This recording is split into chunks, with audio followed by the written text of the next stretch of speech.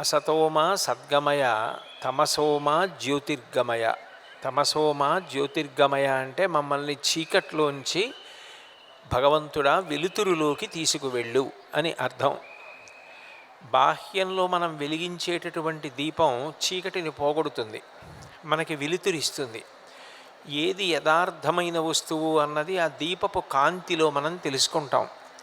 కానీ లోపల ఉండేటటువంటి చీకటి అజ్ఞానపు చీకటి, అది పుట్టుకతో వచ్చినటువంటి చీకటి.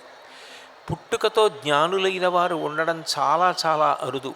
ఎక్కడో శుకబ్రహ్మ, వామదేవుడు మొదలైనటువంటి వారు పుట్టుకతో జ్ఞానులు. మిగిలిన వారందరూ పుట్టుకతో అజ్ఞానం ఉన్నవారే. ఆ అజ్ఞానాన్ని పోగొట్టడానికి కొండెక్కని దీపాలై మిగిలిపోయేవారెవరు అంటే గురువులు. ఆ గురువులు నిజానికి ఎప్పుడూ వెలిగేటటువంటి దీపాలు. మిగిలిన దీపాలు మనం ఏం వెలిగిస్తామో ఆ దీపానికి ఒక ప్రమిద ఉండాలి, అందులో నూనె కానీ నెయ్యి కానీ వేసి ఒత్తి వేసి అగ్ని సంపర్కం చేత వెలిగిస్తారు.